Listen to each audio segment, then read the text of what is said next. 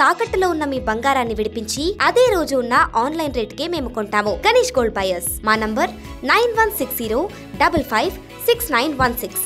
రఘునందన్ రావుతో చేతులు కలిపి కేసు పెట్టించిందే రేవంత్ రెడ్డి.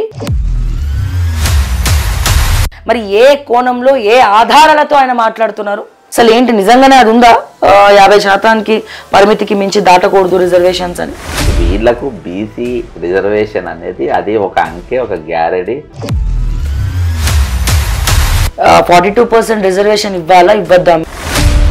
అవన్నీ మీరు నీ దగ్గర పెట్టుకొని, పైసలు వచ్చేటి అన్ని దగ్గర పెట్టుకొని, నాకు ఎక్కికొనేటి అన్ని వీళ్ళకి ఇచ్చి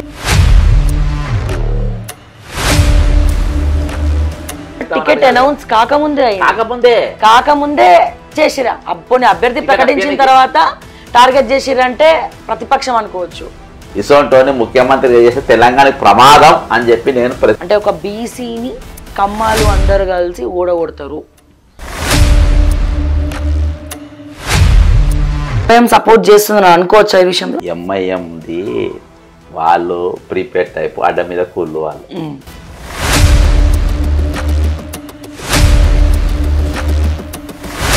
84,000 ఇండ్లు కూలగొట్టుకో, నా ఫాతిమా కాలేజీ కూలగొట్టదు.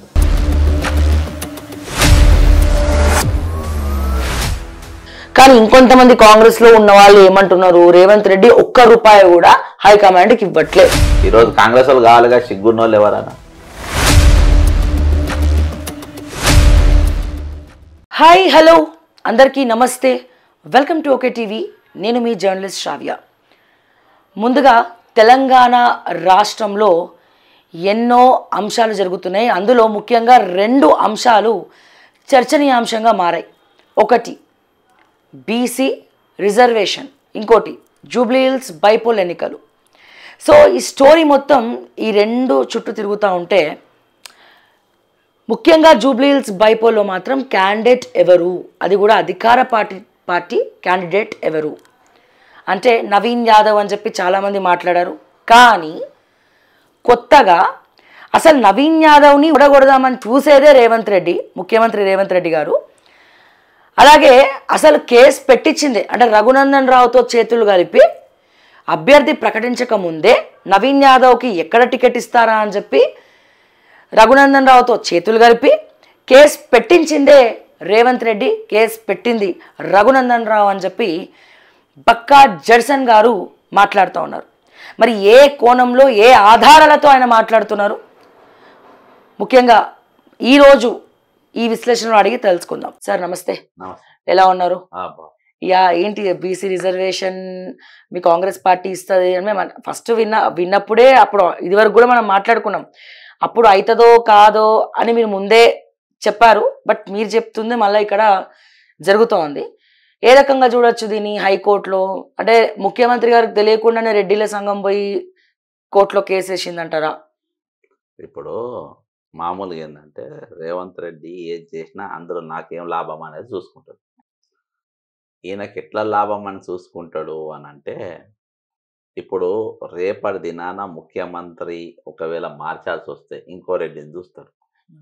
ఇంకో రెడ్డి అనేటోడు ఫ్యూచర్లో ఒక 10-20 ఏళ్ళ దాకా ఎవడు కనబడద్దు అనే ఉద్దేశంతో బీసీ రిజర్వేషన్లకు నాంది పలికిండు. అది కేంద్రంలో ఉన్న కాంగ్రెస్ పార్టీ ఎజెండాగా తీసుకుంది, దాన్ని ఈయన క్యాచ్ చేసిండు. దీన్ని కర్ణాటక ముఖ్యమంత్రి క్యాచ్ చేయలే, ఎందుకంటే ఆయన ఆల్రెడీ బీసీ కాబట్టి. ఓకే, నేను అది తెచ్చుకొని అనవసరంగా గౌడ కమ్యూనిటీతోని ఇంకా ఒకలిగ కమ్యూనిటీతో నేను ఎందుకు పెట్టుకోవాలి అక్కడ, కాబట్టి ఆయన పెట్టుకోలేదు. ఈయన రుద్దుకుండు, ఎందుకంటే ఈయన ఆల్రెడీ రెడ్డిగా ఉన్నాడు. ఇక ఇంకోసారి బీసీలను మారుద్దామనే ఆలోచన ఎవరికైనా వచ్చినా అంటే బీసీని చేయాలి, ఇక రెడ్డిని చేసే ఒకవేళ రేవంత్ రెడ్డి బీసీ బిల్లు తెచ్చింది కాబట్టి ఈయననే బ్రాండ్ అంబాసిడరు, ఈయననే కొనసాగించాలి అనే ఎత్తుగడతోని ఆ బిల్లు తీసుకొని వచ్చింది. ఇంకొకటి ఆయన ఏం చూసుకుందంటే గ్రామీణ ప్రాంతంలో రెడ్డిస్ మొత్తం అగేనెస్ట్గా అయిపోయింది. ఎందుకంటే ఈయన ముఖ్యమంత్రికి ఈయన ఒక్కని కోసం, ఈయన స్వలాభం కోసం బీసీ బిల్లు తీసుకొని వచ్చిండు. కానీ గ్రామీణ ప్రాంతంలో ఉన్న రెడ్లు ఖతమైపోతారు, వాళ్ళు మొత్తం తిరగబడే పరిస్థితి. కాబట్టి వాళ్ళకు దగ్గర అనుచరుడైనటువంటి వ్యక్తితోని కోర్టు కేసు వేయించారు. వాళ్ళ వాళ్ళ అన్న తమ్ముళ్లకు ఆయనకు అత్యంత సన్నిహితులు. కోర్టుల కేసు వేయించిండ్రు. సుప్రీం కోర్టు దాకా ఆయనకి ఎవరు పంపిండ్రు, ఫండింగ్ ఎవరు చేసిండ్రు, అక్కడి వరకు ఆయన గైడ్ ఎవరు చేసిండ్రు, పలానా అడ్వకేట్ను కలవాలని ఎవరు చెప్పిండ్రు, అవన్నీ మీ ఇంటెలిజెన్స్ తో బయట పెట్టి మాట్లాడిపి అవి అసలు ఆయన వెనక ఎవరు ఉండరు. 101% రేవంత్ రెడ్డి ఉన్నాడు. అక్కడికి వెళ్ళి వాళ్ళు హైకోర్టుకు పొమ్మని చెప్పిండ్రు. హైకోర్టులో వాళ్ళు అంటే వారు రాజ్యాంగబద్ధంగా వాళ్ళు చూసి పరిశీలించి ఆయన స్టాండర్డ్గానే ఇచ్చిండు. ఇప్పుడు గ్రూప్ 1లా ఉన్నట్టుగా ఇచ్చిండ్రు, ఇంట్లో కూడా స్టాండర్డ్గా ఇచ్చిండు, అదేం లేదు. మీరు పంచాయతీ ఎలక్షన్ అంతా రెడీగానే కాంగ్రెస్ పార్టీ ఎక్కడ కూడా రూలింగ్ గవర్నమెంట్ ఉన్న పార్టీ ఏడ కూడా ఎలక్షన్స్ కోసం సిద్ధపడుతున్నట్టు ఎక్కడ కనిపించలే. అభ్యర్థుల సెలక్షన్ ఎందుకంటే ఖచ్చితంగా ఎలక్షన్ జరిగాయని తెలుసు. ఎలక్షన్ అనౌన్స్ చేసిన కోర్టు ఆపింది, నేనేం చేయాలి అనే కాడికి రేవంత్ రెడ్డి ఆయన దీన్ని రాసుకొని కూర్చుండు. అట్లా అనుకున్నట్టే ఈరోజు ఎన్నికల్లో రేపు నెగిటివ్ రిజల్ట్ వచ్చే అవకాశం ఉంది కాబట్టి ఈరోజు వాళ్ళు రెడీ లేదు, ఖచ్చితంగా కోర్టు ఆపుతుందని వాళ్ళకున్న న్యాయ నిపుణులు వాళ్ళకి చెప్పిండ్రు. అనుకున్న తీరుగానే అయింది. ఈరోజు 42% రిజర్వేషన్ బీసీలకు అనేది ఈరోజు అది చట్టబద్ధంగా అది కోర్టుల ద్వారా లేకుండా రాజ్యాంగం ద్వారా రాజ్యాంగ సవరణ ద్వారా ఏ విధంగా చేయగలుగుతారు అనేది అది కాలమే నిర్ణయించాలి. కాబట్టి కానీ ఈరోజు రేవంత్ రెడ్డి సర్కారు మాత్రం ఆ బీసీ రిజర్వేషన్ బిల్లు, బీసీ ఉద్యమము అన్ని కూడా ఆయన చేపించినాయి, ఆయన కోసం చేపించారు. క్లియర్ గా పబ్లిక్ కి తెలిసిపోయింది సార్, అంతే క్లియర్ కనబడుతుంది. అంటే దొంగతనం చేసేటప్పుడు జాగ్రత్త చేయలేదు వీళ్ళు, ఎక్కడో తప్పు జరిగిందని. రేవంత్ రెడ్డి ఎప్పుడు దొంగతనాలు దొరకతట్టే చేసుకుంటారు అంటే అంటారా? కాకపోతే సూక్ష్మంగా పరీక్షిస్తే దొరికిపోతాడు. అట్లా చేసే పరిస్థితి లేదు. మూసి గేట్లు ఎత్తిండు, దొరికిపోయిండు. అదే అంటే అందరు దొరకబట్టారు, మనం దొరకబట్టినా అంటే ఆయన అంటే మనం కూడా ఒక దొంగలేక ఆలోచిస్తే దొరుకుతాడు. అట్లా ఆలోచించకుండా దొరకడం. ఇప్పుడు మరి ఏంటి పరిస్థితి జనరల్ గా 42% రిజర్వేషన్ ఇవ్వాలా ఇవ్వద్దా మీ కోణంలో? ఎందుకంటే మీ అన్ని కులాలు కలుపుకొని 50% దాటద్దు, అది రాజ్యాంగ వ్యతిరేకం అని చాలా మంది అంటున్నారు. అసలు ఏంటి నిజంగానే అది ఉందా? 50% పరిమితికి మించి దాటకూడదు రిజర్వేషన్స్ అని. రిజర్వేషన్స్ అనేది ఉన్నది ఒకటి నేను చెప్తా. ఇప్పుడు మొన్న దినాన అంటే చిత్తశుద్ధి లేకుంటే నువ్వు వేస్ట్. అది మొన్న దినాన గ్రూప్ 1 ఎగ్జామ్స్ అయింది. గ్రూప్ 1 అయింది, నీకు 75% రిజర్వేషన్స్ పోవాలి. ఎస్సీ, ఎస్టీ, బీసీ, మైనార్టీ, ఏది మళ్ళా ఓసీ రిజర్వేషన్ 10%, ఇవన్నీ కలిపి 75%. ఇక్కడ ఏమైంది, 50% జనరల్కి వచ్చింది బికాజ్ ఆఫ్ 29 జీవో. మరి బీసీ బిల్లు వాళ్ళు వచ్చిన లాభం ఏంది? నీ బీసీ బిల్లు నువ్వు ముందు పెడతావు, ఇంకోటి అలా అన్నాన్ని మళ్ళీ నువ్వే గుంజుకుంటావు. కాబట్టి దానివల్ల ఉపయోగం ఏంది? నంబర్ 1. రెండవది, నేను బీసీ హోంమంత్రి ఇయ్యంగా ఎవరైనా వద్దన్నారా? రేవంత్ రెడ్డి గారు ఎవరైనా ఆపినరా? బీసీ ఉప ముఖ్యమంత్రి ఇంకోటి ఇయ్యంగా ఎవరైనా వద్దన్నారా? బీసీకి రెవెన్యూ మినిస్టర్ ఇయ్యంగా ఎవరు వద్దన్నారా? బీసీకి మన ఏది దాన్ని ఏమంటారు స్కూల్ ఎడ్యుకేషన్ ఇయ్యంగా ఎవరు వద్దన్నారా? నీకు ఇవ్వాలనే లేదు. నీకు రిజర్వేషన్ నాకు ఇప్పుడు నంబర్ ఎక్కించినావు 42% నాకేం లాభం? నాకు అంటే నా సర్పంచ్, ఎంపీటీసీ, జెడ్పీటీసీలు కొట్టాను నీకేనా? ఈరోజు వాళ్ళు రాజ్యాధికారం అంటారు. కర్ణాటకలో బీసీకి ఇచ్చింది కాంగ్రెస్ పార్టీ, అక్కడ వేరే ఆయన జరిపితే అక్కడ వేరే క్యాండిడేట్ లేడు. ఇక్కడ నీకు ఒకసారి అవకాశం, మరి నువ్వు ఇచ్చేయండి, నేను త్యాగం చేస్తాను నువ్వు చెప్పొచ్చు కదా, చెయ్యరు. కాబట్టి వీళ్ళకు బీసీ రిజర్వేషన్ అనేది అది ఒక అంకె, ఒక గ్యారెంటీ, ఒక పథకాల మరిపియనికి, జనాన్ని ఒక మత్తులోకి దింపడానికి తీసుకొచ్చిన వాడికి ఎజెండా. కానీ అందులో ప్రభుత్వానికి 0.001 సిద్ధశుద్ధి కూడా లేదు.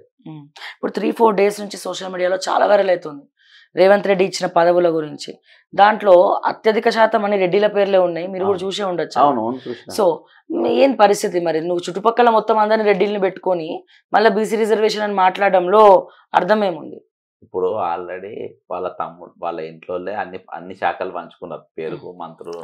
అది ఇవాళ లేటెస్ట్ కొండ సురేఖ గారి నియోజకవర్గంలో ఆమె శాఖల పొంగులేటి సుధాకర్ శ్రీనివాస్ రెడ్డి 71 కోట్ల వరకు ఆయన మనిషికి ఇప్పించుకుంటా అని చెప్పేసి ఆమె ఫిర్యాదు అంటే అట్లీస్ట్ ఇంటిమేషన్ లేకుండా. ఇక అందులో ఉన్న బీసీ మంత్రులు కూడా ఒక దిక్కు ఆత్మగౌరవం లేకుండా నడుస్తుంది. ఇప్పుడు వాళ్ళ శాఖల వీళ్ళు పెట్టి ఇక నువ్వు కొత్తగా తయారు చేసి కొత్తగా నువ్వు చేసేది ఏముంది. ఇంకోటి నియామకాలు కూడా 140.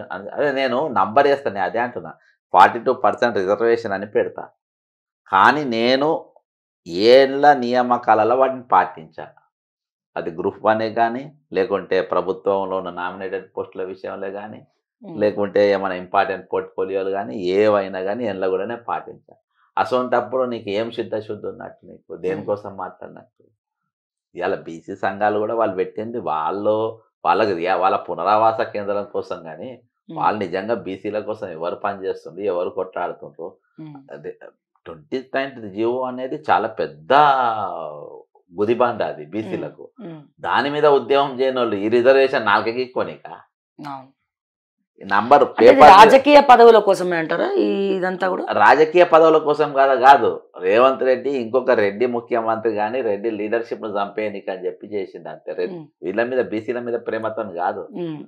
నేను చెప్తున్నా కదా, ఇవాళ మున్సిపల్ మంది నిజంగా రేవంత్ రెడ్డికి బీసీ మీద ఉంటే 42% మధ్య ఉన్నది కదా కోట్ల నడవని.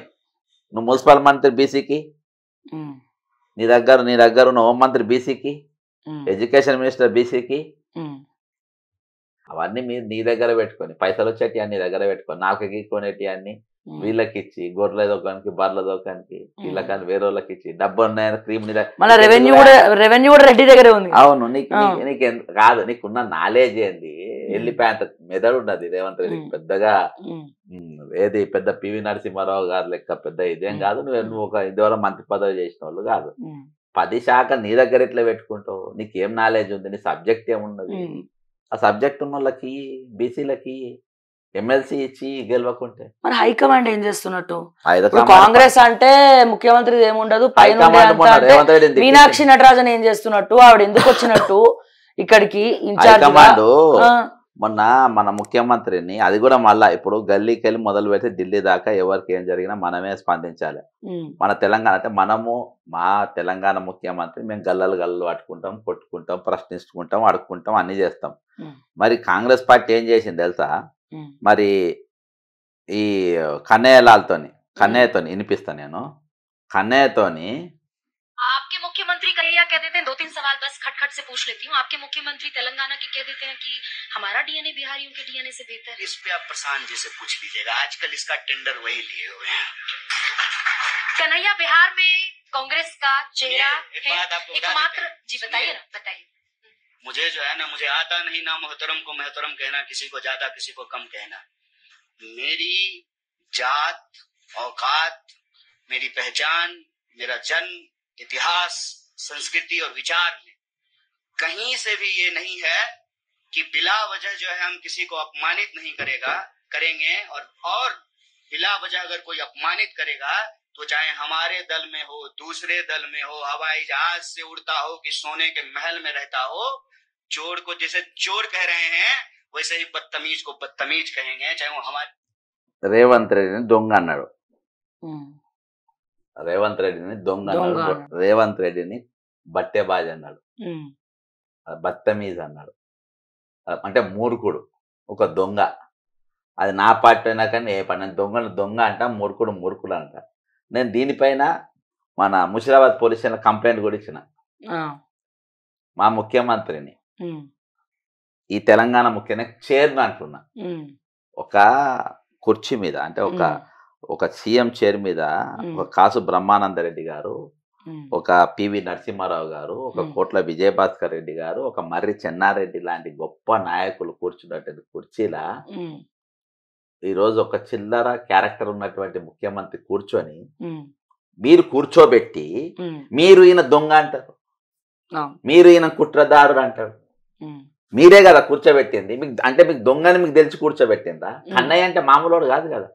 ఢిల్లీ యూనివర్సిటీ ప్రెసిడెంట్ గా చేసిండు. ఇవాళ రాహుల్ గాంధీకి కళ్ళు చెవులు ముక్కు లెక్క పనిచేస్తుండు. అదే ఏఐసిసిలో ఆయనకు అత్యంత సన్నిహితంగా ఉన్నటువంటి వ్యక్తి ఉమ్, ఈ రోజు తెలంగాణ ముఖ్యమంత్రిని పట్టుకొని ఒక చోర్ అని చెప్పి ఒక కుట్ర, ఎక్కడ చర్చలేదు, కాంగ్రెస్ పార్టీలు ఎవరు ఖండిస్తలేరు, అందరు మూసుకొని కూర్చున్నారు. ఉమ్. ఒక చోర్ అని చెప్పి ఒక దొంగ అని చెప్పి, అంటే ఈ అది కూడా రోజు తెలంగాణ ముఖ్యమంత్రిని కాంగ్రెస్ పార్టీ తీసుకొచ్చి పెట్టింది. పెట్టి వాళ్ళందరూ అనుకునే పెట్టినారు. మరి అటువంటి వ్యక్తిని దొంగ అంటుంటే ఏ రకంగా చూడాలి దీన్ని దొంగ అసలు? కుట్రదారుడు అంటుండ్రు. ఆ, అర్థమైందా? అంటే మీరు ఆ. దొంగని ఎందుకు పెట్టినా అదే అంటున్నాను నేను. దీని మీదనే మన ముషిరాబాద్ పోలీస్ స్టేషన్ కంప్లైంట్ కూడా ఇచ్చిన. ఆ. మా ముఖ్యమంత్రి ఏ విధంగా అగౌరవపరుస్తారు, ఏ విధంగా దొంగ అని అంటే అంటారు. ప్రేమతో ఇచ్చారా లేకపోతే ఎక్కిరిస్తూ ఇచ్చినారు? నేను అదంతా కాదు, ఆ. ఇవాళ నేను చెప్తున్నా కదా, నా ఆ. రాష్ట్రంలో Yes. నేను నాకు ముఖ్యమంత్రి మేము తన్నుకుంటాం, గుద్దుకుంటాం, ఏమన్నా చేస్తాం. ఉమ్, నువ్వెవరు? ఎందుకంటే నాకు దెబ్బ తాకుతుంది, ఉమ్, నాకు 29 జీవో వల్ల నాకు దెబ్బ తాకుతుంది, హైడ్రా వల్ల నా ఇల్లు ఊడుతుంది, ఉమ్. నేను నా ఇల్లు నువ్వు గేట్లు ఎత్తడం వల్ల నా ఇల్లు మునుగుతాయి, Yes. నేను స్పందిస్తా, నేను కొట్టాడతా. ఉమ్, కానీ బయటోడు వచ్చి నీ ముఖ్యమంత్రి దొంగ, నీ ఉమ్. ముఖ్యమంత్రి అన్న అంటే ఇది మాకు అక్కడ ఇదంతా మళ్ళీ రివర్స్ అవుతుంది. అవును, ఇది రివర్స్ అయ్యి వాళ్ళ మీద పడతాం. అవును. అర్థమైందా? ఇది నువ్వు పెట్టకుంటుంటే నేను ఇవన్నీ ముఖ్యమంత్రిని నియమించక ముందు నవంబర్ 30వ తారీఖు 2023కి ఎన్నికలు అయిపోయిన తర్వాత 1 డిసెంబర్ 2023కు ప్రెస్ మీట్ పెట్టి ఈ క్యారెక్టర్లు అన్ని ఇటువంటి క్యారెక్టర్స్ ఉన్నాయి, ఓటుకున్నోడు దొరికినోడు, రెడ్ హ్యాండ్ దొరికినోడు, ఇసోంటోడు, చీటరు, బ్లాక్ మెయిలర్, ఇవన్నీ గుణగణాలు ఉన్నాయి, ఇసోంటోని ముఖ్యమంత్రి చేస్తే తెలంగాణకి ప్రమాదం అని చెప్పి నేను ప్రెస్ మీట్ పెట్టి చెప్పారు. అవును, చెప్పిన. మీరు కూడా లైవ్ పెట్టారు. అవును. మరి ఆయనని రోజు మీరు పెట్టి 2 సంవత్సరాలు పెట్టి ఈ రోజు నన్ను ఎందుకు ఏలు పెట్టి కూర్చుతో ఉన్నా తెలంగాణ? ఉమ్. మీ ముఖ్యమంత్రి దొంగ, మీ దొంగ అని తెలిసి ఇచ్చినారు కదా, నేను దొంగతనం చేస్తే ఎందుకు ఏం చేస్తారు? ఇచ్చుడెందుకు, మళ్ళీ నువ్వు ఆ. అనుడేందుకు? ఉమ్, అంటే మీకు తెలిసి ఇవ్వాలి, మరి ఎందుకు కొనసాగిస్తున్నారు? అంటే ఈయనతో దొంగతనం చేసి మీ వాటాలు తీసుకుంటుర్రా? ఉమ్, ఈయనకి దొంగతనం చేపించి మీరు బీహార్ ఎలక్షన్స్ పైసలు తీసుకుంటుర్రా? ఉమ్, ఈయనతో దొంగతనం చేపించి ఈరోజు ఖరాబ్ అయ్యి కేరళ ఎలక్షన్స్ పైసలు తీసుకుంటుండ్రా? ఉమ్, ఈయనతో దొంగతనం చేపించి మహారాష్ట్ర ఎన్నికలకు పైసలు తీసుకుంటుండ్రా? ఉమ్. ఈయనతో దొంగతనం చేపించి ఈరోజు కేసీ వేణుగోపాల్ కానీ ఇంకా ఎవరెవరు హైదరాబాద్కి వచ్చి ఇక్కడ రాత్రి ఉండి తెల్లారి పారిపోతుండ్రు సంచులు తీసుకొని, ఉమ్, వాళ్ళందరూ మీరు ఈయన దొంగతనాలలో వాటాలు తీసుకొని వస్తుండ్రా? ఉమ్, అంటే అవుననే అనిపిస్తుంది. ఉమ్. ఇలా దొంగ అని తెలిసి మీరు దొంగ అంటే బీహార్ ఎన్నికల కోసం మీరు దొంగని మీరు అన్నారు. అంటే దొంగ అని మీకు తెలిసి మీరు బాజాప్తా ఈ రోజు మాట్లాడుతున్నారంటే, అంటే ఇప్పుడు సందర్భం వచ్చింది కాబట్టి సార్, బయట ప్రచారం ఏం జరుగుతుందంటే రేవంత్ రెడ్డి హైకమాండ్ కి పెట్టడానికి కోసమే, సోనియా గాంధీకి, రాహుల్కి, అందరికి మూటలు పంపించడం కోసమే ఇక్కడ దోచుకుంటున్నాడు తెలంగాణని. కానీ ఇంకొంతమంది కాంగ్రెస్ లో ఉన్న వాళ్ళు ఏమంటున్నారు, రేవంత్ రెడ్డి ₹1 కూడా హైకమాండ్కి ఇవ్వట్లే. ఇందులో ఏది నమ్మాలా? ఇస్తలేరు కాబట్టి దొంగ అనొచ్చు, అచ్చా, ఇప్పుడు ఇవ్వట్లేదు కాబట్టి నిజంగా దొంగ రేవంత్ రెడ్డి అంటున్నారు. అనొచ్చు. ఇచ్చిన రోజులు మంచోడై మంచోడే ఉండొచ్చు. మరి అది అది అది వాళ్ళు చెప్పాలి, రేవంత్ రెడ్డి చెప్పాలి, హైకమాండ్ మాట్లాడాలి. కానీ ఈ రోజు సీరియస్ అంశం ఏంటంటే ఒక రాష్ట్ర ముఖ్యమంత్రి కానీ, ఎందుకంటే మనం స్వయం పాలన అనే స్లోగన్తో తెచ్చుకున్నాము, ఆత్మగౌరవం అనే స్లోగన్తో తెచ్చుకున్నాము. ఈరోజు మీ ఆత్మగౌరవం ఒక దొంగ, మీ స్వయం పాలన ఒక కుట్రదారుడు అని చెప్పేసి ఈరోజు దెప్పిపొడిసి మళ్ళీ మేమే తెలంగాణ ఇచ్చినామనండి. ఈరోజు తెలంగాణ దెప్పిపొడిసే పరిస్థితులు ఉన్నప్పుడు ఖచ్చితంగా మనం రియాక్ట్ కావాలి. ఈరోజు ఎవరో ఒకరు రియాక్ట్ కావాలి. ఎవరు అవుతలేదు కాబట్టి మనం అయినాం అంతే. ఈరోజు కాంగ్రెస్ వాళ్ళు కావాలిగా, సిగ్గున్నోళ్ళు ఎవరైనా పిసిసి ప్రెసిడెంట్ మొద్దులు లెక్క అయినరు, ఒక్కొక్కడు మొద్దులు లెక్క అయినరు, దున్నపోతులు బర్లు. సార్ పొన్నం ప్రభాకర్ వర్సెస్ దున్నపోతులు తిట్టినందుకే ఇంత పెద్ద రచ్చ అయినప్పుడు రేవంత్ తిడితే పట్టించుకోవట్లేదు కదా. ఈరోజు అదే చెప్తున్నా కదా, ఎవడు పట్టించుకోలే. అంటే ఈరోజు దున్నపోతులు, దొంగలు, 420లు అని చెప్పేసి వాళ్ళే తిట్టుకొని వాళ్ళే తెరలాలు వేస్తే ఒకరిపైన ఒకరు అబండాలు వేసుకొని ఈరోజు వాళ్ళు మళ్ళా అంటే మ్యాక్స్ ఫిక్సింగ్ తిట్లా అవి దాన్ని ఏమని అనుకోవాలి అనేది ఈరోజు తెలంగాణ సమాజం అంతా ఈరోజు ఆలోచిస్తుంది దానిపైన. ఇప్పుడు ఫైనల్ గా సార్ బీసీ రిజర్వేషన్ అవుతుంది అంటారా? ఇప్పుడు మళ్ళీ సుప్రీంకి వెళ్తామంటారు కదా, సుప్రీంకోర్టుకి వెళ్ళి సుప్రీంకోర్టులో కొన్ని వాళ్ళ మెడల్ ఉంచైనా సరే 42% రిజర్వేషన్ తెస్తామంటారు. ఇప్పుడు రిజర్వేషన్ అనేది నేను చెప్పినా కదా, అది ఆయన కుర్చీ కాపాడుకోవడానికి నంబర్ 1. రెండవది ఏంటంటే ఈరోజు దానిపైన చిత్తశుద్ధి లేదు. చిత్తశుద్ధి ఉంటే 40% రిజర్వేషన్ ముఖ్యమంత్రి దగ్గర ఉన్న పోర్ట్ఫోలియోలలో ఇవి అంటున్నా. ఫస్ట్ మీ దగ్గర ఇంకో 5, 6, 7 పోర్ట్ఫోలియోలు ఉన్నాయి కదా, ఆ పోర్ట్ఫోలియోలు ఫస్ట్ నువ్వు అవి ఇచ్చిన తర్వాత అప్పుడు నువ్వు మాట్లాడు. కాబట్టి అవి నువ్వు దగ్గర పెట్టుకొని ఈరోజు వాళ్ళని న్యాయం చేస్తా వద్దు. ఎవ్వరికి ఏం చేయరు, ఇది ఆయన కోసమే, ఇది ఆయన దీనికోసమే. ఇది ఈరోజు గ్రామీణ ప్రాంతంలో ఉన్న రెడ్లను మొత్తం చంపేసిండ్రు. ఉమ్, అట్లని బీసీలకు కూడా ఒరగబెడుతుంది ఏం లేదు. ఉమ్, ఈరోజు చెప్పినా కదా ఇప్పుడు నియామకాలలో ముఖ్యమైన పాత్రలు మొత్తం ఈరోజు ఆయన దగ్గరనే పెట్టుకున్నాడు. ఉమ్. కాబట్టి దానివల్ల ఏం ఉపయోగం లేదు. అది అంతే అట్లా కోల్డ్ స్టోరేజ్ లో ఉండాలి. మరి ఇప్పుడు పంచాయతీ ఎన్నికలకు మీరు వెళ్ళొచ్చు, పాత రిజర్వేషన్ల ప్రకారం మీరు జనరల్ గా వెళ్ళొచ్చు, కానీ ఈ రిజర్వేషన్ మాత్రం ఆగుతుంది, మాకు ఎన్నికలకు సంబంధం లేదని హైకోర్టు మళ్ళీ చెప్పింది. ఇప్పుడు కాంగ్రెస్ పార్టీ ఏం చేస్తుంది? పార్టీ పరంగా 42% రిజర్వేషన్ ఇచ్చి వెళ్తారా, లేకపోతే పాత రిజర్వేషన్ల ప్రకారమే పోతారా? పాత రిజర్వేషన్ తోని పోతే జనం ఓడగొడతారు. ఉమ్, కొత్త రిజర్వేషన్ తోని అంటే పార్టీలనే 42% బీసీలకు ఇచ్చి పోతే ఉమ్. ఆ రెడ్లు ఉన్న పరవన్న కొంచెం రెడ్లు ఇరగదీస్తారు. అచ్చా. అర్థమైందా? ఆ, కాబట్టి ఈరోజు ఇది మొత్తం ఎట్లున్నదని అంటే ఉమ్, రిజల్ట్ ఎట్లైనా నెగిటివ్ ఉంటుంది. ఉమ్, కానీ బీసీలు ఏ విధంగా ఆలోచిస్తారు, నాకు లేని నాకు లాభం, నీ పార్టీలు ఎవరికి ఇస్తూ ఉంటే నాకేంది అని చెప్పేసి రివర్స్ కొట్టినా కొట్టవచ్చు. కాబట్టి యాక్చువల్గా గ్రామీణ ప్రాంతంలో కాంగ్రెస్ పార్టీకి బ్యాడ్ టైం ఉన్నది, ఘోరంగా ఉన్నది. అసలు ఏంటి మదన్ మోహన్ వీళ్ళందరూ వరల్డ్ బ్యాంకుకి నిధులు ఇస్తలేరు, మాకు వరల్డ్ బ్యాంకుకి లెటర్లు రాయడము, చాలా మంది ఎమ్మెల్యేలు అందరూ రివర్స్ అయ్యారు కదా, సంతృప్తితో ఉన్నారు, నిధులు ఇవ్వట్లేదు ఉన్నారు. వాళ్ళు ఏమున్నా కానీ నేను చూసింది ఒక అనిరుద్ధ్ రెడ్డి, ఆయన ఈ ఎన్ఎం శ్రీనివాస్ రెడ్డి, ఒక 5-6 గట్టిగా వచ్చి బయట మాట్లాడుతున్నారు, కొట్టాడుతారు. వాళ్ళు పిల్లేసింది దాని కూడా దిక్కులేదు అనుకో, నిలబడ్డ వాళ్ళు కొట్టాడుతున్నారు. మరి తక్కిన వాళ్ళు ఈరోజు బయటకు వచ్చి మాట్లాడే పరిస్థితి లేదు కదా. దానివల్ల ఏం ఉపయోగం? ఈరోజు ఇటువంటి వాళ్ళు మాకు వద్దని చెప్పి పోయి హైకమాండ్ చెప్పి ముఖ్యమంత్రి మార్పించుకోవాలి. ఆ ధైర్యం వాళ్ళకి లేదు. రియల్ దరిద్రం తెలుసా, ఇటువంటి వాడు సీఎం కూడా ఇటువంటి అదే కొద్దిగానన్నా మాకు ఈయన ముఖ్యమంత్రికి కనిపించాలి. ఆయన చుట్టూ ఉన్న ముందు కాన్వాయ్, వెనక కాన్వాయ్, గన్మేళను చూసి ఓహో ఈయన సీఎం అనుకోవాలి. కానీ ఆయన మాట ద్వారా కానీ, ఆయన భాష ద్వారా కానీ, ఆయన డ్రెస్సింగ్ ద్వారా కానీ ఏడ కూడా ముఖ్యమంత్రి పోలికలు కనవాడే, ముఖ్యమంత్రి లెక్క మనిషి కొంచెం కూడా ఆయన స్టేచర్ కనవాడది. కాబట్టి ఇలా అసొంటోడు మాకు వద్దని చెప్పేసి వీళ్ళందరూ పోవాలి, సిపాయిలు పోయి మాకు అవసరం లేదని చెప్పాలి. ఏడ చెప్పే పరిస్థితి కనబడతలేరు. చెప్పే కదా మొత్తం ఇద్దరు కాంగ్రెస్ అధికారం రాకముందు సింగిల్ ప్యాక్ ఉండే, ఇప్పుడు మొత్తం ఫ్యామిలీ ప్యాక్ లెక్క తయారైనాయి బొర్రలు కొనుక్కొని. ఇక దున్నపోతు లెక్క అందుకని తిట్టుకుంటారు. నువ్వు దున్నపోతా అంటే నువ్వు దున్నపోతా, వాస్తవం కథ అట్నే తయారైనరు. ఒక్కొని బొర్రలు అట్నే ఉన్నాయి, 100 కిలోలు పెరిగినట్టున్నారు, వాళ్ళు అట్నే ఉన్నారు తిట్టుకుంటారు.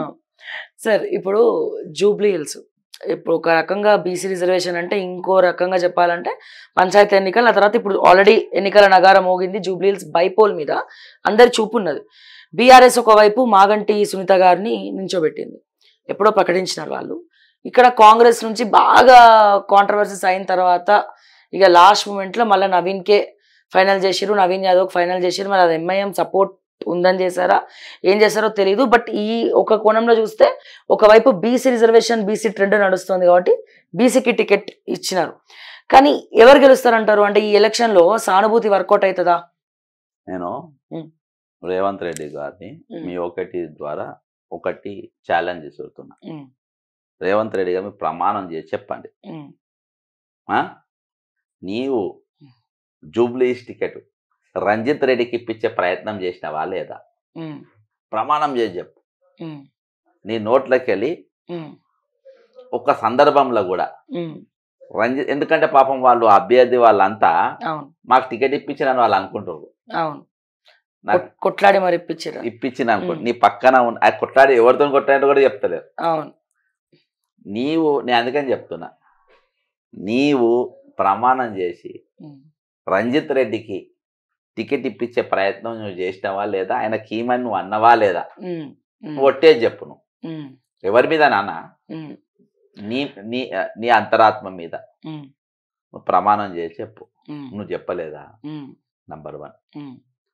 యాక్చువల్గా వీళ్ళందరికంటే ముందు అక్కడ ఫైమ్ కురేషికి టికెట్ ఇప్పించారు, ఇద్దామనుకున్నారు. అవును, ఆయన అక్కడ తిరిగిండు, వర్క్ చేసుకుంటూ వర్క్ స్టార్ట్ చేసిండు. మిస్ వరల్డ్ దెబ్బకు అది బ్యాక్ అయిపోయింది. మీనాక్షి నటరాజన్ తలవారు పట్టుకొని కూర్చుంది, తీయనికి లేదని. నెక్స్ట్ నవీన్ కు లైన్ క్లియర్ అనుకోండు, బిఎన్ రెడ్డి అనేటువంటి పట్టుకొచ్చింది వీళ్ళే, బీఆర్ఎస్కి వచ్చింది. తర్వాత బొంతు రామ్మోహన్ పట్టుకొచ్చిండ్రు, ఇటు అంజన్ కుమార్ యాదవ్ నాకన్నారు. వీళ్ళందరూ తన్నుకుంటుండ్రు, రంజిత్ రెడ్డి అయితే గెలుస్తాడు, నాకు రూపాయి ఖర్చు కాదు, ఆయన పెట్టుకుంటాడు. ఎంఐఎం సపోర్ట్ కూడా చేస్తుంది కాబట్టి గెలిచిపోతాడు. నేను పైసలు పెట్టడానికి నేను లేను. ఇక ఇప్పుడు నవీన్ అయితే మళ్ళీ నేను జేబులోకి వెళ్ళి పైసలు పెట్టాలి. ఈ పదాలన్నీ నడిచినాయి పదాలు చెప్తున్నాను లోపల. నవీన్ అయితే మళ్ళీ నేను ఖర్చు పెట్టాలి కాబట్టి నేను పెట్టా. రంజిత్ రెడ్డి అయితే రూపాయి పెట్టే అవసరం లేదు అని చెప్పి, ప్లస్ ఆల్రెడీ వెస్టర్న్ కన్స్ట్రక్షన్స్ ఈయన వస్తే ఇంకొన్ని ల్యాండ్స్ తీసుకోవచ్చు మంచిగా. ఎందుకంటే టికెట్ రానప్పుడు ఫైమ్కు ఆల్టర్నేటివ్ క్యాండిడేట్ రంజితే, చేదోడు వాదోడు ఉండేటోడు కావాలి. ఆయన మనిషి, వాళ్ళ పార్ట్నర్స్ కాబట్టి నెక్స్ట్ ఆయన పేరు. నవీన్తో వాళ్ళకి ఏం ఉపయోగం నంబర్ 1. రెండవది, ఒకవేళ మీకు మల్కా వేది జూబ్లీస్ కాంగ్రెస్ పార్టీ గెలిస్తే నిన్న ముఖ్యమంత్రి పదవికి ఎసరు వస్తుంది. కాంగ్రెస్ పార్టీ బలోపేతంగా ఉన్నది, కాంగ్రెస్ పార్టీ చాలా బలంగా ఉన్నది అని మాకు ఈయన ఎన్ని నష్టం చేసినా మాది మాత్రం మా పేరు బ్రహ్మాండంగా ఉన్నదని చెప్పేసి కాంగ్రెస్ పార్టీ నాయకులు, బడా నాయకులు గల్లె ఎగిరేస్తారు ఢిల్లీలో ఉన్నోళ్ళు. కాబట్టి ఇది మళ్ళీ గెలిస్తే మళ్ళీ నన్ను మార్చే ఆలోచన వస్తుంది వాళ్ళకు. కాబట్టి ఇది ఓడిపోవాలి. ఓడిపోతేనే కదా ఈయన ఓడగొట్టిన పరువు పోతుంది. అప్పుడు రేవంత్ పరువు ముట్టుకోరు, ఎందుకైనా ముట్టుకుంటే ఆయన ప్రభుత్వం కూలిపోయే పరిస్థితి ఉంటుంది. ఓకే, అదేందా, ప్రభుత్వం కూలిపోయే పరిస్థితి ఉంటుంది. చేసి నెక్స్ట్ స్టెప్ ఏం చేస్తారంటే ఈ 10 మంది ఎమ్మెల్యేలు అనర్హులుగా ప్రకటిస్తారు. గెలవంగానే 10 మంది ఎమ్మెల్యేలు 10 మంది ఎమ్మెల్యేలు కాంగ్రెస్ వాళ్ళు కాదు కదా, యువనోళ్ళు, యువన వంశం, మాకేం సంబంధం, టీఆర్ఎస్ వంశం. అర్థమైందా? బై ఎలక్షన్ 10 అవుతాయి, 2-3 గెలిచిన కాంగ్రెస్ లాభమే కదా. అర్థమైందా? అక్కడ కాకని కోసేస్తారు, అడ్డంగా సిజరీన్ ఆపరేషన్ చేసి పడేస్తారు. కాబట్టి అది ఓడిపోవాలని ఉన్నది. ఇది నగ్న సత్యం. అది నవీన్కు తెలిసినా తెలియకున్నా, వీళ్ళకి తెలిసినా తెలియకుండా నాకేం పెద్ద అవసరం లేదు. నా ఫైట్ స్ట్రేట్ ఫైట్. కానీ ఎంఐఎం కూడా అసెంబ్లీలో కొంచెం రివర్స్ గా మాట్లాడింది రేవంత్ రెడ్డికి. ఎంఐఎం సపోర్ట్ చేస్తుంది అనుకోవచ్చా ఈ విషయంలో? ఇగో ఎంఐఎంది వాళ్ళు ప్రీపేడ్ టైప్ అడ్డ మీద కూళ్ళు. వాళ్ళు ఎవరు కూల్ ఎక్కువిస్తే వాళ్ళతో పోతారు. అది బీఆర్ఎస్ అయితే బీఆర్ఎస్, బీజేపీ అయితే బీజేపీ, కాంగ్రెస్ అయితే కాంగ్రెస్. రేపు ఇంకేదంతా ఒక పార్టీ వస్తే వాళ్ళు ఎమోషనల్ గా మాట్లాడతారు. ఏదో జరిగిపోతున్నట్టు మాట్లాడతారు. నువ్వు ఇండ్లన్నీ ఓల్డ్ సిటీలో ఇండ్లన్నీ కూలగొట్టుకో, 10 గేట్లు ఎత్తుకో, 84,000 ఇండ్లు కూలగొట్టుకో, నా ఫాతిమా కాలేజ్ కూలగొట్టద్దు. ఓకే, నా ఫాతిమా కాలేజ్ జోలికి రావద్దు. వాళ్ళు ఓల్డ్ సిటీనే కదా గేట్లు ఎత్తింది. నాకు నా వీడియో చూసిన తర్వాత మనం ప్రెస్ మీట్ పెట్టిన తర్వాత నాకు ఓల్డ్ సిటీకి వెళ్ళి ఫోన్లు చేసి వాళ్ళు పురాణ పూల్ కాడికి పోయి చూసిందంట. 101% ఇంతకంటే ఎక్కువ వచ్చినా కానీ ఎప్పుడు ఎత్తలేదంటే ఇవి ఇంతకంటే ఎక్కువ వచ్చినా 10 గేట్లు ఎప్పుడు ఎత్తలే, 6 ఫీట్ల హైట్ ఎప్పుడు ఎత్తలే. ఇంత సూక్ష్మంగా ఎవరు పోలే అన్న కంపల్సరీ కావాలని ఎత్తిన మమ్మల్ని చంపనీకి నాకు వాళ్ళు ఫోన్ చేసింది. నాకు నేను ఫోన్ చేసి చెప్పి మరి ఎంఐఎం ఎందుకు మాట్లాడలే? వాళ్ళ ఫాతిమా కాలేజ్ లేదు అక్కడ, వాళ్ళ ఓవైసీ కాలేజ్ లేదు అక్కడ, వాళ్ళ ఇల్లు లేదు అక్కడ. మా ఇల్లు తప్ప అందరి ఇల్లు కూలినా పర్వాలేదు, మేము ఒక్కటి మంచిగా ఉండాలి. అది ఓవైసీ బ్రదర్స్ ఏజెండా కాబట్టి వీళ్ళు ఇది చేస్తారు. ఇంకొకటి, మన నవీన్కు టికెట్ ఇవ్వద్దు, నవీన్ ఓడగొట్టాలి అని చెప్పి ఇంకొక నేను సాక్ష్యం మీ ముందు పెడతా. రఘునందన్ రావు రేవంత్ రెడ్డి దగ్గరనా కాదా? మీరు పోల్ పెట్టండి. దగ్గరే, 100% దగ్గరనే కదా. అదే రోజు ఈయన కంప్లైంట్ ఇచ్చిన రోజు ఖబరస్థాన్ ఒకటి 2,500 గజాల ఖబరస్థాన్కు జీవో ఇప్పిస్తాడు Fahim Qureshi, minority corporation chairman. GO ఇప్పిస్తాడు. ఆ జీవో ఇప్పించిన తర్వాత అప్పుడు ఆయన వాళ్ళు మొత్తం రివర్స్ అవుతారు. ఎవరు? ఈ మిలిటరీ వాళ్ళు ఎంటర్ అవుతారు. మిలిటరీ వాళ్ళు ఎట్లా ఎంటర్ అయ్యారు? మిలిటరీ వాళ్ళు ఎవరి చేతులు ఉన్నారు? డెఫినెట్ గా సెంట్రల్ గవర్నమెంట్, బీజేపీ గవర్నమెంట్ ఉంది. దానికి మంత్రి ఎవరు? The great Bandi Sanjay. పొద్దుగాల పోయి వీళ్ళు ఇప్పిస్తారు, సాయంత్రం వాళ్ళు వచ్చి ఇది మా ల్యాండే, ఇది మా ల్యాండే, ఇది ముట్టుకోనికి లేదని చెప్పేసి వాళ్ళు స్టేట్మెంట్ ఇస్తారు. ఆ వీడియో కోసం చూస్తాం. వాళ్ళు స్టేట్మెంట్ ఇస్తారు, ఇచ్చి తీసుకుంటారు. మరి రఘునందన్ రావు ఖబరస్థాన్ మీద ఎలక్షన్స్ కమిషన్కి ఎందుకు కంప్లైంట్ ఇయ్యారు? నువ్వు బీజేపీ కదా, ఇవాళ ఒక వర్గానికి నువ్వు కబరస్తాను, వీళ్ళ పని ఏంది? బీజేపీ వాళ్ళ పని రెచ్చగొట్టాలి కదా, ఓట్ పోలరైజేషన్ చేసుకోవాలి కదా. 86,000 ముస్లిం ఓట్లు అక్కడ ఉన్నప్పుడు ఈయన ఏం చేయాలి? మీరు ఒక వర్గానికి ఇచ్చిండ్రు,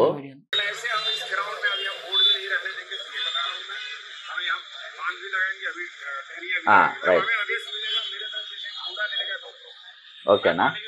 ఇది వీళ్ళు ఇప్పించిండ్రు. ఈయన రఘునందరావు ఏం చేయాలి? దీని మీద కంప్లైంట్ ఇవ్వాలి. ఎలక్షన్ కోడ్ వచ్చినాక ఎట్లా ఇచ్చిండ్రు, మిలిటరీ వాళ్ళు రాకముందు ఈయన లొల్లి పెట్టి ఒక వర్గానికి ఎట్లా ఇస్తారు అని పోలరైజేషన్ చేయాలి. ఈయన పోలరైజేషన్ మాత్రం మాట్లాడాలి. అక్కడ ఒక బుద్ధి గుడ్ బై లెక్క పోయిండు. నవీన్ యాదవ్ టార్గెట్ చేసిపోయిండు, ఆయన ఓటర్ ఐడి కార్డు ఇస్తుండు అని చెప్పేసి ఆయన దీని టార్గెట్లు ఎవరు? రంజిత్ రెడ్డికి టికెట్ ఇప్పించుకోవాలి కాబట్టి ఈయనను అడ్డం పెట్టి మళ్ళీ కేసు బుక్ అయిపోయిందని ఏ మీడియా రాసింది? ట్రోలింగ్ ఎవరు చేసిండు? రేవంత్ రెడ్డి సోషల్ మీడియా కాదా ట్రోలింగ్ చేసింది? ఈయన టికెట్ అయిపోయినట్టే, ఈయన గోల్ అయిపోయిండు, ఈయన మీద కేసు ఫైల్ అయిపోయింది అని చెప్పి ఇది చేసిండు. ఈరోజు ఏసీ సర్వేలు చేయించుకొని నవీన్ యాదవ్ అయితే గెలుస్తాడు, నవీన్ యాదవ్ ఎవరికి ఇచ్చేది లేదు అని చెప్పి బలంగా కూర్చొని ఈరోజు ఇప్పించడం జరిగింది. అక్కడ లోకల్లా ఇదివరకు 40,000 ఓట్లేమో వచ్చినాయంటే ఎంఐఎంకి నిలబడ్డప్పుడు. కాబట్టి ఆయనకి ఇయ్యాలని చెప్పి ఇచ్చారు. కానీ వాళ్ళేమో రేవంత్ చెప్తేనే ఇచ్చిర్రు, రేవంత్ రఘునందన్ రావుని గెలిపించిన రేవంత్ రెడ్డే కదా. నీలం మధు అనేటోని పెట్టి, నీలం మధు అనేటోని పెడితే ఆయన ఇండిపెండెంట్ గా నిలబడి కాంగ్రెస్ అభ్యర్థులు అందరూ వ్యతిరేకంగా పనిచేసింది కాబట్టి కాడాసీన్ ఒక దిక్కు వ్యతిరేకము, అటు జగ్గారెడ్డి ఒక దిక్కు వ్యతిరేకము, నరసాపూర్ రాజిరెడ్డి ఒక దిక్కు వ్యతిరేకము, కాంగ్రెస్ కార్యకర్తలు అంటే నీ అమ్మమ్మ కాంగ్రెస్ క్యాండిడేట్ అను అమ్మనా బూతులు తిట్టి ఓట్లేయద్దని చెప్పిండు అని అందరు రివర్స్ అయ్యి నన్ను ఒడగొడతారు, నేను గెలిపిస్తారనే కదా నువ్వు ఇచ్చింది. కాబట్టి ఈ రోజు గెలిపించింది నువ్వే. రఘునందన్ రావుతో నువ్వే కంప్లైంట్ ఇప్పించినావు, బండి సంజయ్తో నువ్వే ఆపిచ్చినావు. ఈ డ్రామా అంతా నీదే. కాంగ్రెస్ పార్టీ అభ్యర్థి గెలవద్దని డ్రామా నడిపింది నువ్వే. మళ్ళా అదృష్టవశాత్తు నవీన్కు టికెట్ వచ్చింది. కాబట్టి ఈ రోజు నీవు ఏడుచుకుంటా ఖర్చు పెట్టే పరిస్థితి వచ్చింది. కాబట్టి ఈయనకు 100% నవీన్ అనేట ఆయన వాళ్ళు ఏం చెప్పుకున్నా నాకు నేను మీకు ఒక ప్రూఫ్ కూడా చెప్పిన, మీకు ఒకటి ఇది కూడా ఇచ్చిన. నేను ఒకటే చెప్తున్నా, రఘునందన్ రావు నవీన్ పైన ఎందుకు ఎలక్షన్ కమిషన్ కంప్లైంట్ ఇచ్చిండు, ఎందుకు నవీన్ టార్గెట్ చేసిండు? నీ బీజేపీ ఎజెండా ఏంది? ముస్లింలను టార్గెట్ చేయాలి. టికెట్ అనౌన్స్ కాకముందే చేసిరా. అప్పుడు అభ్యర్థి ప్రకటించిన తర్వాత టార్గెట్ చేసిరంటే ప్రతిపక్షం అనుకోవచ్చు. టికెట్ రాకముందు ఎట్లా ఇస్తావు నువ్వు? అదే టికెట్ రాకముందు ఎట్లా నీవు నీ సోషల్ మీడియా అంటే లాస్ట్ వరకు రంజిత్ రెడ్డి టికెట్ ఇప్పియనికి శాయశక్తుల ప్రయత్నం చేశాడు. 3 పేర్లు అండర్ కవర్ అదే పేరు ప్రయత్నం చేసిండు, అది ఫెయిల్ అయిపోయింది. ఈయనకే టికెట్ ఇచ్చాడు. అందుకని ఎక్కడ కూడా రేవంత్ రెడ్డి మార్క్ కనబడతలేదు. జూబ్లీస్లో కనబడతారు రేవంత్ రెడ్డి మార్క్. ఇవాళకి ఆయన వర్క్ కానీ, ఆయన స్టైల్ కానీ, ఆయన ఇది కానీ, మన ఫోర్స్ రేపు అక్కడ తిరిగితే మన ఫోర్స్ వల్ల నువ్వు ఓడగొట్టనికి తిరుగుతున్నావని నేను పదే అనడం వల్ల తిరగాలే కానీ నీకు మనసులో ఆయన తిరగాలని లేదు, వాళ్ళ ప్రచారం చేయాలని లేదు, వాళ్ళ గెలిపియాలని లేదు, కాంగ్రెస్ పార్టీ గెలవాలని లేదు. ఇది 101% ఇది. ఇందులో ఇంత కూడా మార్పు లేదు, సవాలే లేదు. అయితే ఇప్పుడు సార్ ఓకే, రేవంత్ ఆయన గెలవకపోవడమే కావాలి, అది ఓకే. బట్ ఇప్పుడు ఈ కాంపిటీషన్లో ఎవరు గెలుస్తారు అనుకుంటున్నారు మీరు, మీ అనాలిసిస్ ప్రకారం? బీఆర్ఎస్, బీజేపీ, కాంగ్రెస్, అంటే ఒక బీసీని కమ్మాలు అందరు కలిసి ఓడగొడతారు మీకు బేసికల్గా అక్కడ అనేది నిజమేనా? ఆడ 86,000 మైనార్టీ ఓట్లు. ఆ మైనార్టీ ఓట్లు 101% ఎంఐఎం అంటే వాళ్ళ పెద్దలు చెప్పినట్టుగానే ఆ ఓట్లు పడతాయి. అవి ఈసారి 101% వాళ్ళు కాంగ్రెస్తో పోతారు. చెప్పినా కదా, ఫాతిమా కాలేజ్ కూలగొట్టుకుంటే ఆ పనికి ఇవ్వాలి తెలంగాణకు వచ్చేవారు.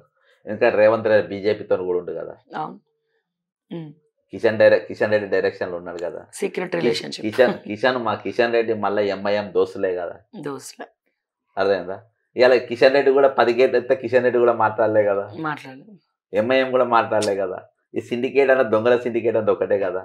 ఇవాళ ఈ సిండికేట్ అందరికి, ఈ సిండికేట్ అంతా ఎంఐఎం కాంగ్రెస్తో ఉన్నది. రేవంత్ రెడ్డికి కాంగ్రెస్ పార్టీ గెలవాలని లేదు. వీళ్ళందరూ బీజేపీకి ఫోకస్ వదలాలని ఉంది. బీజేపీని గెలిపించే ఆలోచనలో వీళ్ళు ఉన్నారు. ఈరోజు బీఆర్ఎస్ వాళ్ళు క్యాండిడేట్కు ఖర్చు పెట్టే పరిస్థితిలో వాళ్ళు లేరు. బీఆర్ఎస్కి ఏముందంటే ఇప్పుడు ఈ లేడీకి మేము ఇప్పుడు టికెట్ ఇప్పుడు గెలిపిస్తే నెక్స్ట్ టైం మళ్ళా కూడా ఈమెకి టికెట్ ఇవ్వాలి. మళ్ళీ అప్పుడు యాక్టివ్ ఉన్న పర్సెంట్ రాడు. మేమేం మొయ్యాలి, మళ్ళీ ఖర్చు అప్పుడు కూడా మేమే పెట్టాలి, అవసరమ్మా? అక్కడ నేను తల్లిని పిల్లలు ఇద్దరిని చూస్తున్నా. మాజీ ఎమ్మెల్యే విష్ణువర్ధన్ రెడ్డి గారు కూడా ఆయన ఒక్కడే తిరుగుతుండు, నాకు తెలిసి ఇప్పటి వరకు. నాకు వేరే తక్కిన వాళ్ళు ఏం కనబడతలేరు. అంత సీరియస్ గా తీసుకొని తనకు సపోర్టివ్ గా వర్కింగ్ ప్రెసిడెంటే రావాలి నాకు తెలిసి. నేను చెప్తున్నా వాళ్ళకి ఇంట్రెస్ట్ లేదు కాబట్టి ఇది ఎటు పోయి అంటే టైం ప్రకారం నాకు ఇవాళ రేసింగ్ లో ప్లస్ పాయింట్ లో మాత్రం నవీన్ ఉన్నాడు ఇయాటికి. నిన్న పీజీఆర్ గారు నాన్ లోకల్ అని చెప్పి స్టేట్మెంట్ ఇచ్చింది, అదొక మైనస్. అది చాలా మైనస్ అయిపోయింది. అది మైనస్. నేను చెప్తా కొన్ని ఉన్నాయి లో ప్రొఫైల్. నేను ఎమ్మెల్యే అని అనుకోవద్దు, నేను కార్యకర్త సేవకున్నాను తిరిగితే గెలుస్తారు. నేను ఎమ్మెల్యే నేను లీడర్ను అని అంటే అది ఆయన పర్ఫార్మెన్స్ టైంను బట్టి ఉంటుంది. నిన్న పీజీఆర్ది మాత్రం అసలు స్టేట్మెంట్లు ఇంకో 2 వచ్చినాయి అనుకో, అది వద్దనుకున్న ఓట్లు మైనస్ అవుతాయి. అది ఇక దాన్ని మనం ఏం చేయలేం. దాన్ని అంటే నాకు ఖైరతాబాద్ ఒకటే కదా, అప్పుడు అంతకుముందు ఖైరతాబాద్ జూబ్లీహిల్స్ 2 కలిసే ఉన్నాయి కదా. పీజీఆర్ స్టేట్ లీడర్, నీకు ఏది ఉన్నా కానీ PGR is very big leader, very very very big leader. అఫ్సోస్ ఏంటంటే ఆయన కాంగ్రెస్ పార్టీ చంపుకున్నది. ఆయనకు మంత్రి పదవి ఇచ్చి ఆయన స్థాయిలో ఆయనను కూర్చోబెట్టి ఆయన చేస్తే ఇలా తెలంగాణకు రాజశేఖర రెడ్డి గారు పోయిన ఒక లీడర్షిప్ అనేది ఈరోజు ఉండేది. ఈరోజు మనకు నాయకత్వం లేము. ఇక రేవంత్ రెడ్డి అసలు ముఖ్యమంత్రి కాగలిగిందని అంటే బికాజ్ అసలు స్టేచర్ ఉన్న లీడర్ లేకపోవడం, అంత తెగింపుతో కొట్టాటం లేకపోవడం. అంత ఇప్పటికీ స్టిల్ లేరు. పీజీఆర్ తర్వాత కాంగ్రెస్ లో పీజీఆర్ అంత పవర్ఫుల్ లీడర్ అయితే ఇక్కడ నేను ఒకవేళ నేనే నవీన్ ఒకవేళ నాకు టికెట్ వచ్చిందన్న నేను ఎట్లా చేయాలంటే ఫస్ట్ ఆయన పీజీఆర్ గారింటికి పోవాలి. ఎందుకంటే విష్ణువర్ధన్ రెడ్డి గారు అక్కడ ఎక్స్ఎమ్మెల్యే కదా. నీకు పాలిటిక్స్ చెప్తున్నా, పాలిటిక్స్ చక్కగా ఆయన ఫస్ట్ పీజీఆర్ ఇంటికి పోవాలి, ఆయన ఫోటో దండేయాలి, వాళ్ళ మిస్సెస్ని కలవాలి, అదే విజయారెడ్డి గారిని ఎంబడి పెట్టుకోవాలి. అమ్మ నామినేషన్ రోజు నువ్వు నా ఎంబడి ఉండాలని చెప్పాలి, అదేందా. విజయారెడ్డి గారు చెప్తే తల్లి ఎట్లయినా వస్తుంది. తీసుకపోయి నామినేషన్ ప్రక్రియ అక్కడికి వెళ్ళి మొదలు పెట్టి ప్రచారం అక్కడికి వెళ్ళి మొదలు పెడితే నీకు బ్రహ్మాండంగా ఉండేది. ఇలా పీజీఆర్ లోకల్ కాదని అంటే నీకు పాలిటిక్స్ ఇప్పుడు మేము అంటే ఎమ్మెల్యే కాలే ఎంపీ కాలే మాకు టికెట్ రాలని మేము పొలిటికల్ కాదు, మాకు ఇవన్నీ స్ట్రాటజీలు ఉన్నాయి కాబట్టి వీంతో ప్రమాదం అని మనం పక్కన పెడతారు. కానీ 101% ఒక 20-30 మెజార్టీతో గెలిచేటోడు నేను చెప్పిన ఫార్ములా అప్లై చేస్తే, నేను చెప్పిన కాకుండా నీకు మీడియా ఇంటర్వ్యూ చిన్నోడే అయినా అందరినీ కలుపుకపోతున్నాడు, సీనియర్ లీడర్స్ ని కలుపుకపోతున్నాడు. షాట్ అది బౌండరీ షాట్. ఒక బాల్ కు బౌండరీకి 10 సార్లు అటు ఇటు కొట్టు, అదే ఆ బాలే 6 కొట్టుకుంటుంది, అటు ఇటు కొట్టే అవసరం లేదు. ఫస్ట్ అక్కడ పోయి అసోంటిది డైరెక్ట్ మనము కొట్టుడు, అది పాలిటిక్స్ కాదు. పొలిటికల్. నాకు నవీన్ వాళ్ళందరూ నాకు దగ్గర, వాళ్ళ ఫాదర్కి అంత దగ్గర. నేను ఎక్కడన్నా మిస్ అవుతున్నా అనుకుంటున్నాను. అంటే రేవంత్ రెడ్డి స్ట్రాటజీ కానీ రేవంత్ రెడ్డి కానీ వాళ్ళు అదృష్టం. మనం కష్టపడితే వాళ్ళు పోయి కుర్చీలలో కూర్చున్నారు, కానీ వాళ్ళు స్ట్రాటజీలతో కొట్లాడి వాళ్ళు కుర్చీలలో కూర్చునే అంత రాజకీయ పరిణితి, పరిజ్ఞానం, విజ్ఞానం లేని అజ్ఞానులు వీళ్ళు. కరెక్ట్. అదే అది దానికి మనం ఏం చేస్తాం. సో ఫైనల్గా మీరు ఏం చెప్తారు? ఇప్పుడు పంచాయతీ ఎన్నికలకి వెళ్తున్నామా లేదా? పోస్ట్పోన్ చేశారు ఇప్పుడైతే. పోయి అంటే వీళ్ళే కావాలని ఆపినట్టే అనిపిస్తుంది అంతా చూస్తుంటే. నీకు ఏం పోరు, మందు లేని మతాబులు అవి. అవి పేలేటి కాదు, ఉండేటి కాదు. అది గెలిచేది లేదు, సచ్చేది లేదు. వీళ్ళు ఎన్నికలకు పోరు, వీళ్ళ ఎన్నికలు నిలబడే ప్రయత్నం కూడా చేయరు. కాబట్టి ఈరోజు 101% ఇవాళ రాజకీయము తెలంగాణ ఒక పార్టీ అని కాదు, రాజకీయమే తెలంగాణ అస్థిరంగా ఉన్నది. ఈరోజు సుస్థిరమైన పాలన కానీ, సుస్థిరమైన ప్రభుత్వాలు కానీ, సుస్థిరమైన పార్టీలు కానీ ఈరోజు లేవు. ప్రజల పక్షాన ఆలోచించట్లేవు. అన్నిటికంటే దౌర్భాగ్యమైన 2 పెద్ద డిజాస్టర్స్ తెలంగాణకి ఏంటంటే, ఒకటి కన్నయ్య ఒక రాష్ట్ర ముఖ్యమంత్రిని పట్టుకొని నేషనల్ మీడియా ముందు ఒక దొంగ అని, ఒక కుట్రదారు అని అనడం నంబర్ 1. నంబర్ 2, ఈరోజు 10 గేట్లు ఎత్తిన, 6 ఫీట్ల హైట్ ఎత్తిన 2 కేంద్ర మంత్రులు ఉంటారు, హైదరాబాద్ సికింద్రాబాద్ 2 ఎంఐఎం బీజేపీ ఎంపీలు ఉంటారు, ఇంతమంది ఎమ్మెల్యేలు ఉంటారు. ఒక్కరు కూడా ఆ డిజాస్టర్ గురించి మాట్లాడే ప్రయత్నం చేయరు. ఈరోజు బీజేపీ వాళ్ళు బీఆర్ఎస్ వాళ్ళు దాని మీద గజ్జె కట్టే ప్రయత్నం చేయరు.